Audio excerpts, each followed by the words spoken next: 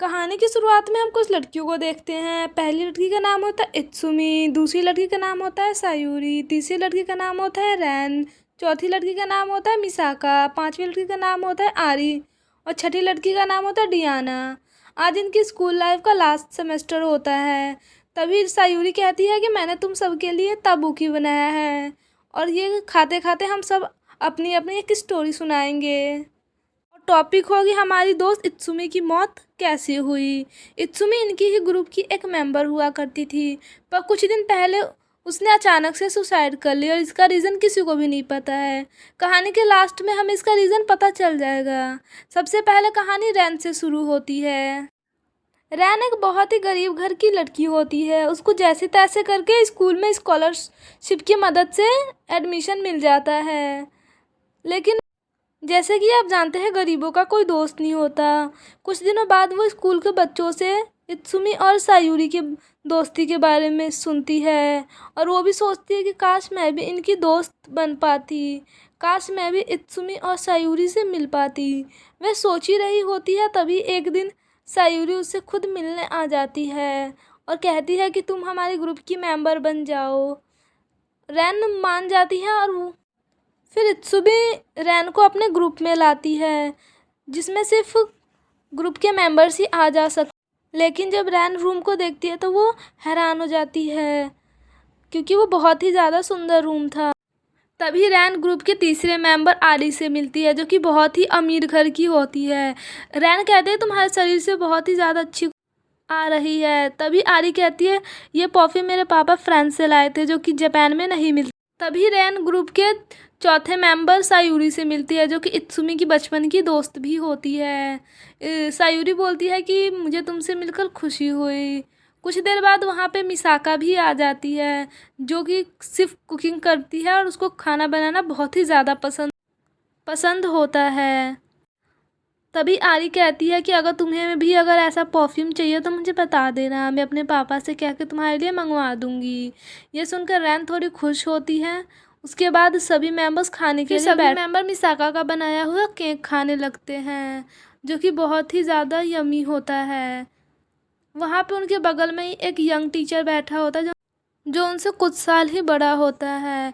वे लड़कियां उनका हमेशा ही मजाक उड़ाती रहती हैं, पर वो कुछ नहीं कहते हैं और शर्माकर वहाँ से चले जाते हैं। और ये सब देखकर वो लड़कियां बहुत खुश होती हैं और वो सब हंसने लगती हैं उन सर पे। उसके बाद सीन चेंज होता है और हमें अगले दिन का दिखाया जाता है कि रैन इत्सुमी को बता रही है कि मैं बहुत ही ज़्यादा गरीब हूँ और मैं अपनी फैमिली को सपोर्ट करने के लिए पार्ट टाइम जॉब करती हूँ। तभी इत्सुमी कहती है कि मेरे पास एक आइडिया है, क्यों ना तुम मेरी छोटी बहन को पढ़ा दिया करना और मैं तुम्हें पैसे दे दूँगी। और रैन इसके लिए मान जाती है। फिर रैन इत्सुमी के घर जाती है, जहाँ पे आरी पहले से ही होती है। आरी को देखकर वो थोड़ी सी हैरान होती है, लेकिन वो फिर कुछ नहीं बोलती है और वो उस इत्सुमी की छोटी बहन को पढ़ाने के लिए चली जाती हैं। उस इत्सुमी की छोटी बहन बहुत ही समझदार होती है, जो सब कुछ सही करती है। फिर रैन आती है और इत्सुमी को कुछ पैसे देती है, जो कि बहुत ही ज़्यादा होता है और रैन ये देखकर थोड़ी खुश हो जाती है। अगले दिन जब रैन आती है तो देखती है कि इत्सुमी के पापा उसे खींचकर कार में बैठा कहीं ले जा रहे हैं। कुछ देर बाद इत्सुमी रैन से मिलने आती है। रैन देखती है कि इत्सुमी बहुत ही ज़्यादा उदास बैठी है। इत्सुमी बताती है कि आरी के मेरे पापा के साथ अफेयर चल रहा है। मैंने उसका रुमाल मेरे पापा के बेडरूम में देखा और इसमें से वही खुशबू आ रही है जो कि ना लगाती है। कुछ दिनों बाद उनके स्कूल में एक फेस्टिवल होता है, जिसमें सारे ही बच्चे पार्टिसिपेट करते हैं। इत्सुमी कुछ देखकर बहुत ही दुखी होती है। जब रैन देखती है तो वो देखती है कि आरी और इत्सुमी के पापा साथ में खड़े हैं और हंस रहे हैं। ये देखकर रैन को बहुत ही बुरा लगता है और रूम में जाकर रोने लगती है। तभी इत्सुमी कहती है कि क्या मैं तुम्हें अपना क्लिप दे सकती हूँ, क्योंकि ये मेरे दादा जी की आखिरी निशानी है। रैन इसके लिए मना नहीं करती और इत्सुमी बोलते क्या मैं इसे तुम्हारे बालों में लगा दूँ, और रैन बोलते ठीक है लगा दो, और वो लगा देती है और दोनों खुश हो जाती हैं। फिर हम पास्ट में आते हैं और हम देखते हैं कि अब मिसाका की बारी होती है अपनी कहानी सुनाने की। मिसाका बताती है कि जब मैं स्कूल में आई थी तब मैंने अपने क्लास की लड़कियों से सुना था कि सायूरी और इत्सुमी बहुत ही ज़्यादा एक अच्छी दोस्त है। काश तो इत्सुमी सोचती है काश मैं भी इनकी दोस्त बन सकती। कुछ दिनों बाद इत्सुमी खुद मिसाका के पास आ जाती है और मिसाका को बोलते तुम मेरे ग्रुप में ज्वाइन हो जाओ। मिसाका पहले मना करती है पर जब किचन देखती है तो वो मान जाती है क्योंकि उसे कुकिंग करना बहुत ही ज़्यादा पसंद होता है। मिसाका खुश हो जाती है। फिर इत्सुमी और मिसाका को बात करते करते बहुत ही रात हो जाती है।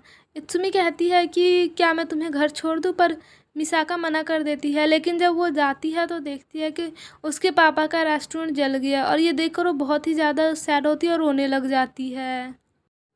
अगले दिन देखते हैं कि किचन में मिसाका कुछ बना रही होती है। तभी इत्सुमी आती है और कहती है क्या मैं तुम्हारी मदद कर दूँ।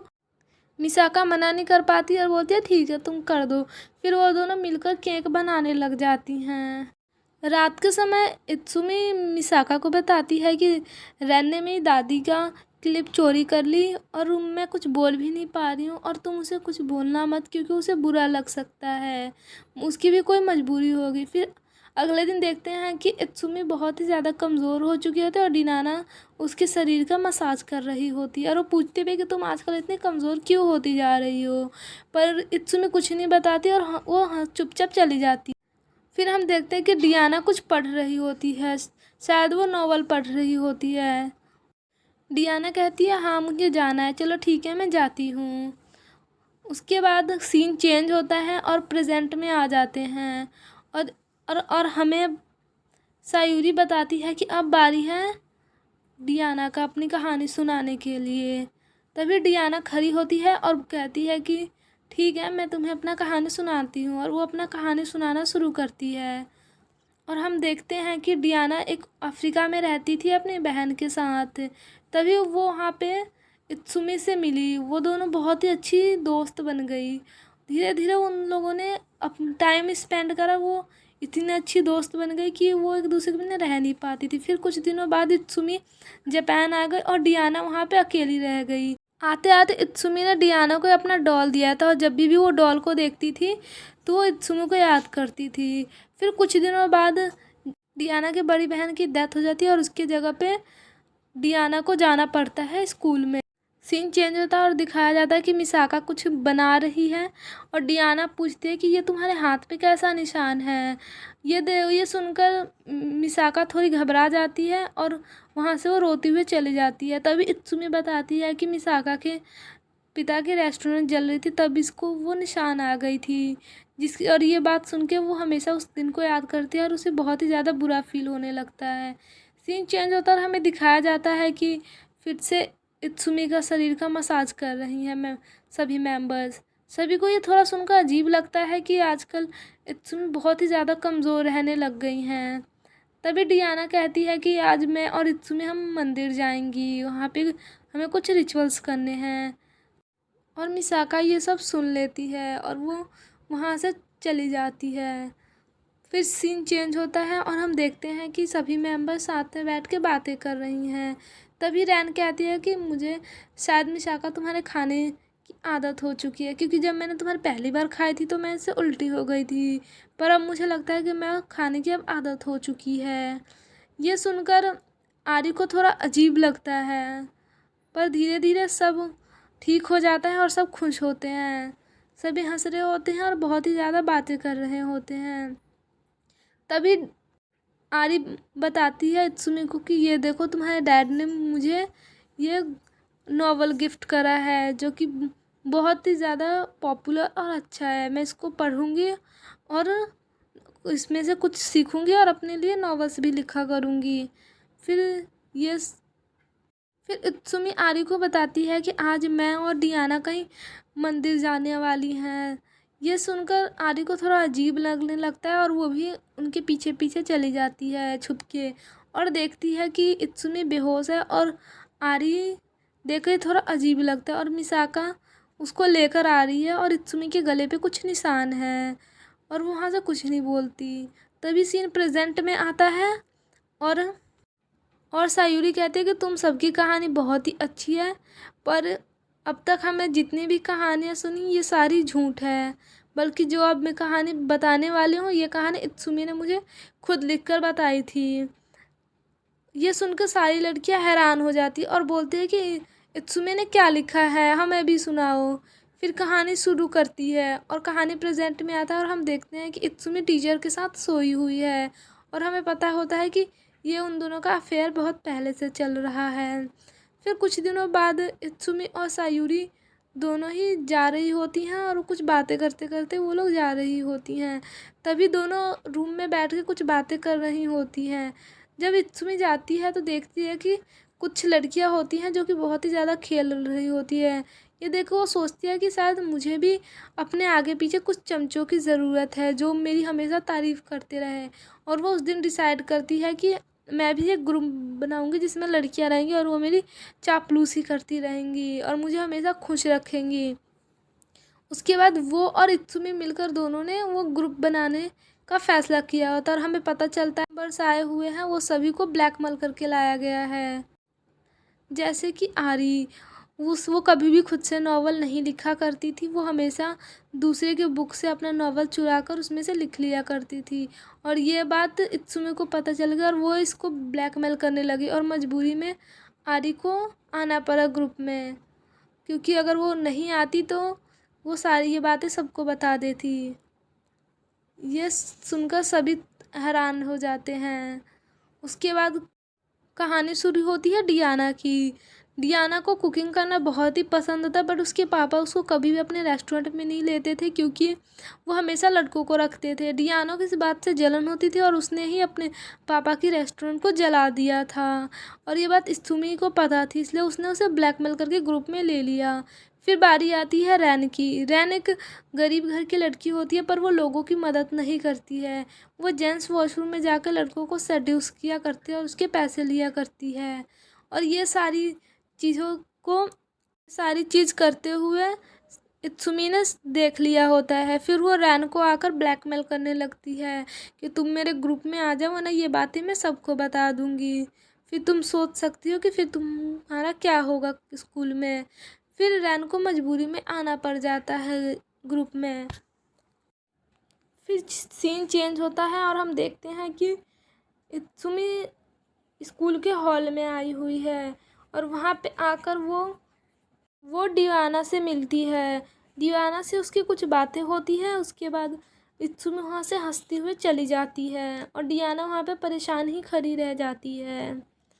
फिर हमें दिखाया जाता है और सायूरी बताती है कि इत्सुमी ने इस ग्रुप को इसलिए खोला था ताकि वो टीचर के साथ अपना टाइम स्पेंड कर सके, क्योंकि उन्हें टाइम स्पेंड करने के लिए कोई जगह नहीं मिला करता था।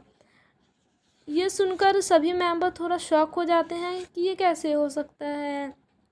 और फिर हमें दिखाया जाता है कि इत्सुमी टीचर से प्रेग्नेंट हो जाती है और वो दोनों बोलते हैं कि हम शादी कर लेंगे और वो दोनों बहुत ही ज़्यादा खुश होते हैं।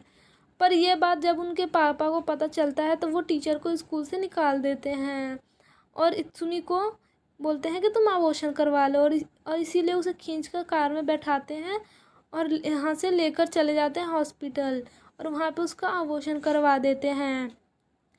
ये सब होने के बाद जब इत्सुमी होश में आती है तो बहुत ही ज़्यादा मायूस होती है और डिप्रेशन में चली जाती है और जिसकी वजह से उसके शरीर कमज़ोर रहने लगता है। उसको इसलिए हर वक्त मसाज कर रहे होते हैं वो सब। फिर इत्सुमी सायूरी के पास आकर रोने लगती है और बोलते हैं कि अब मैं क्या करूँ, मैं अपने बच्चे के बिना नहीं रह सकती और टीचर को भी नहीं रह सकती। तब सायूरी उस टीचर का नंबर देकर बोलती है कि तुम एक काम करो, टीचर के पास चले जाओ और सबके सामने ये बोल दो कि तुम मर गई हो और ये अफवाह फैला दो। फिर सभी लड़कियों को वो टेरेस पे बुलाती है और कहती है कि तुम सब आज़ाद हो। उसके बाद वहाँ से वो कूद जाती है पर वो फूलों पे गिरी रहती है जिसकी वजह से वो मरती नहीं है और फिर वो वहाँ से निकल जाती है और सबको ये लगता है वो मर चुकी है।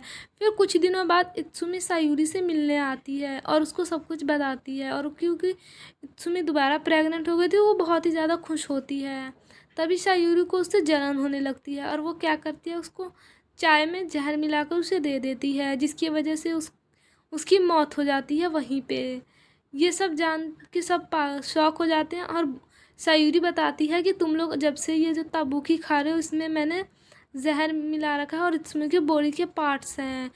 और ये सुनकर सभी मेंबर्स शॉक हो जाते हैं और वहाँ से उठ के भागने लगते हैं क्योंकि उसमें जहर होता है जिसकी वजह से वो कभी भी मर सकते हैं। फिर हमें दिखाया जाता है कि किस तरह इत्सुमी की मौत हुई थी, बहुत ही ज़्यादा भयानक मौत थी। उसके मरने के बाद सायूरी बहुत ही खुश हुई थी और ये सब जानकर सभी मेंबर्स शॉक होते हैं। उनको मजबूरी में सायूरी के साथ रहना पड़ता है और सायूरी उस ग्रुप की लीडर बन जाती है। और फिर हम लास्ट सीन में देखते हैं कि सभी मेंबर हंसते हुए जा रहे हैं और फिर सायूरी एक नई लड़की के पास जाती है और उसके हाथ मिलाती है, बोलते हैं तुम मेरे ग्रुप में आ जाओ। और वो लड़की बहुत ही सुंदर होती है और ये देखकर हमें पता चलता है ये सिलसिला ख़त्म नहीं हुआ और ये आगे भी चलता रहेगा। Thank you so much guys.